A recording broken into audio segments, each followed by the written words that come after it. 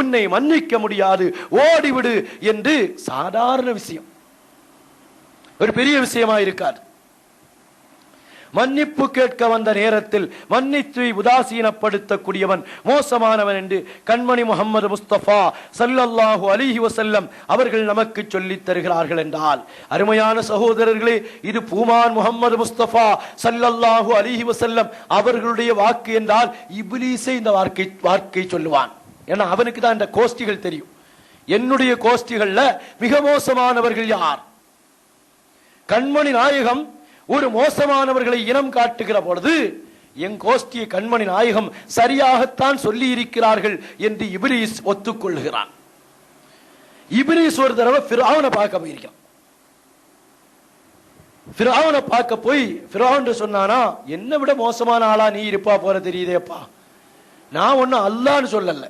இப்லீஸ் சொன்னான், நான் அல்லாஹ்வுக்கு வணங்கியவன், இன்னைக்கு வணங்க தயாரா இருக்கிறேன், காலா காலம் வணங்கியவன் அல்லாஹ்வுக்கு, நீ பெரிய மோசமானவனாயிருப்பா போல தெரியுது, நீ அனரப்புக்குமுல் ஆலான்னு சொல்லியே பெரிய கேடுகட்ட மூதேவியாக நீ இருப்பாய் போல தெரிகிறது என்று இப்லீஸ் சொன்னான்.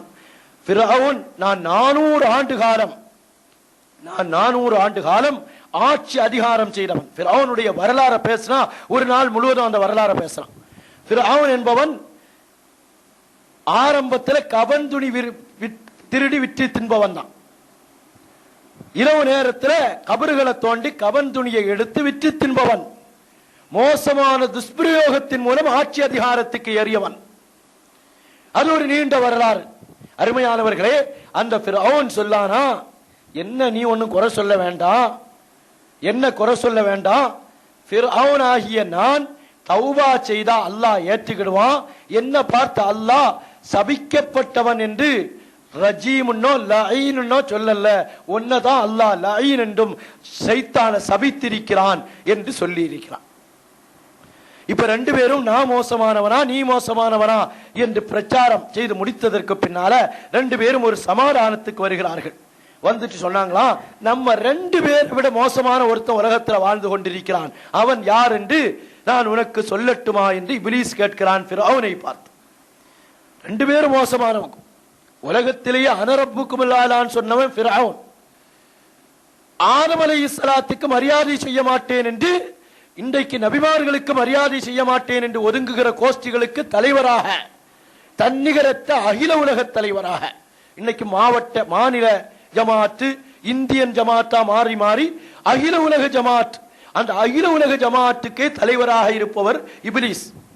நபிமார்களுக்கு மரியாதை செய்ய மாட்டேன், நல்லவர்களுக்கு கண்ணியம் கொடுக்க மாட்டேன் என்று சொன்னவர்களுடைய தலைவன் அந்த இப்லீஸ் ஃபிரௌனை பார்த்து சொல்லுகிறான், நம்ம ரெண்டு பேரை விட மோசமான உலகத்தில் ஒரு ஆள் இருக்கிறான் தெரியுமா, யாரப்பா அப்படி மோசமானவன் என்று ஃபிரௌன் கேட்கிற நேரத்தில், மன்னிப்பு கேட்கிற நேரத்தில் மன்னிக்க மாட்டேன் என்று முகத்தை திருப்பிக் கொண்டு அகம்பாவத்தோடு போகிறானே அந்த அயோக்கியன் நம்ம ரெண்டு பேரை விட மோசமானவன் என்று இப்லீஸ் சொல்லி காட்டுகிறான் என்றால், கண்மணி முஹம்மது முஸ்தபா அகில உலகவேந்தர், மக்காவின் மாமாணிக்கம், உயிரினும் மேலான கண்மணி, குணத்தின் சிகரம், பண்பின் சிகரமாக இருக்கிற உயிரினும் மேலான முஹம்மது முஸ்தபா ஸல்லல்லாஹு அலைஹி வஸல்லம் 4 பதவிகளாக அந்தஸ்துகளாக வைத்து கேடுகெட்டவர்களை தரம் பிரிக்கிற அந்த கட்டத்தில் சொன்னார்களே, நம் அப்பா அவர்கள் சொல்வார்கள், கண்மணி நாயகம் யார் தெரியுமா, லில் ஹுதா முத்தஅஸ்ஸிபா, நேர்வழியை பற்றி பிடிப்பவர்கள்,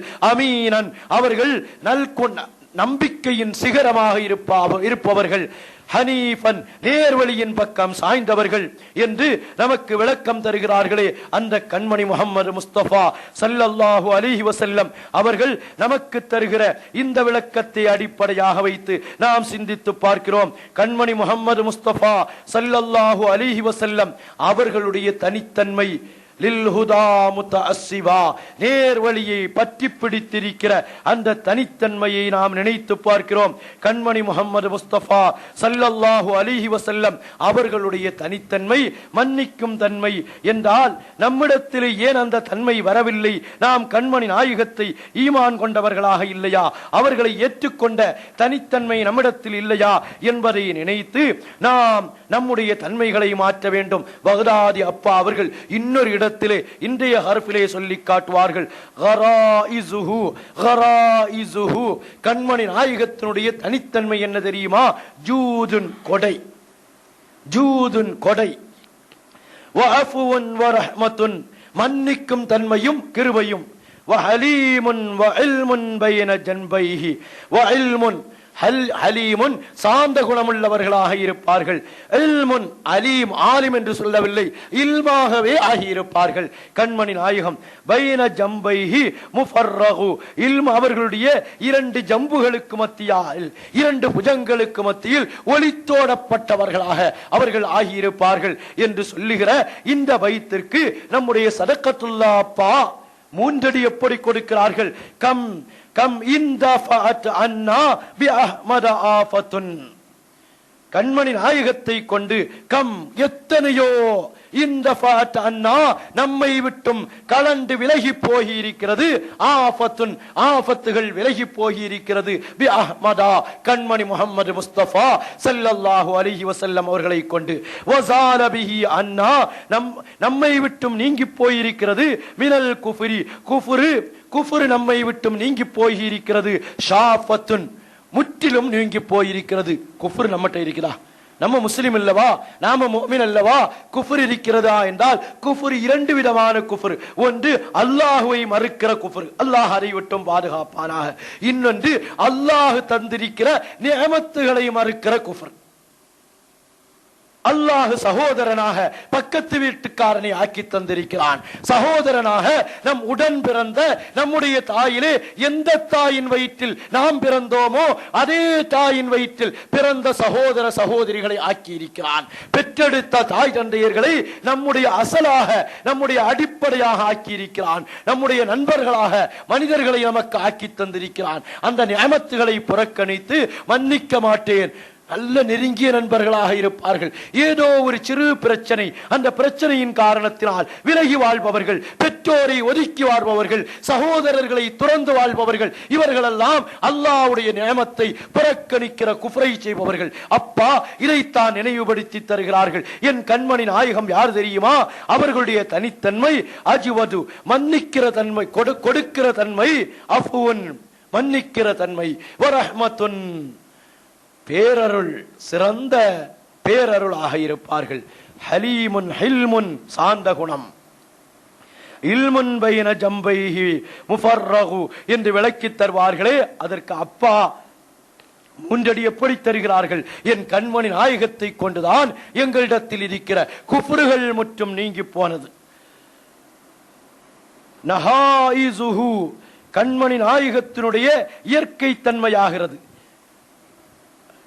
ஹதீபுல் பக்தாதி அப்பா அவர்கள் கராயிசுஹு என்ற வார்த்தையை போட்டால், சதக்கத்துல்லா அப்பா அவர்கள் நஹாயிசுஹு என்ற வார்த்தையை போட்டு சொல்கிறார்கள். கண்மணி நாயகத்தினுடைய இயற்கை தன்மையாகிறது சம்துல் ஹுதா, நேர்வழியின் திசையாக இருக்கிறது. சம்த் நேர்வழியினுடைய திசையாக அவர்கள் ஆகியிருந்தார்கள். அதனுடைய நாலா பாகத்து திசைகளாக கண்மணி முஹம்மது முஸ்தபா ஸல்லல்லாஹு அலைஹி வஸல்லம் அவர்கள் இருந்தார்கள் என்ற தனிமையை நாம் விளங்குகிறோம். அருமையான சகோதரர்களே, கண்மணி முஹம்மது முஸ்தபா ஸல்லல்லாஹு அலைஹி வஸல்லம் அவர்களிடத்தில் இருந்த கொடை, அப்பா சொன்னார்களே கராயிசுஹு ஜூதுன், கண்மணி நாயகத்தினுடைய தனித்தன்மை என்ன தெரியுமா?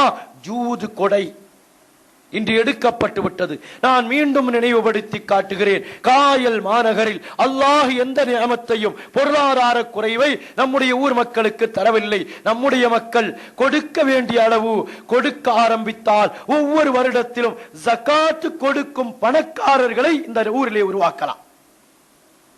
ஜகாத் கொடுக்கிற வாங்கக்கூடியவங்களை இல்லை, ஜகாத் கொடுப்பவர்களை உருவாக்கி காட்டலாம். கோடி கோடியாக அல்லாஹ் செல்வத்தை தந்திருக்கிற சீமான்கள், நல்லுள்ளம் படைத்தவர்கள் தங்களுடைய உள்ளங்களை சீர்திருத்தி கொடுக்கிற தன்மையை உருவாக்குங்கள். நாம் யாருடைய உம்மத்தாக இருக்கிறோம்? கண்மணி முஹம்மது முஸ்தபா ஸல்லல்லாஹு அலைஹி வஸல்லம் அவர்களுடைய கொடையை பற்றி சொல்வார்கள். அது கரம் என்பார்கள். அது சதகா அல்ல, கரம். தனக்கு தேவை இருக்கிற பொழுது கூட அந்த தேவையை பார்க்க மாட்டார்கள், பிறருக்கு கொடுப்பார்கள். கண்மணி நாயகம் ஸல்லல்லாஹு அலைஹி வஸல்லம் அவர்களிடத்தில் 2 ஆடைகள். அருமையானவர்களே, இன்று நம்முடைய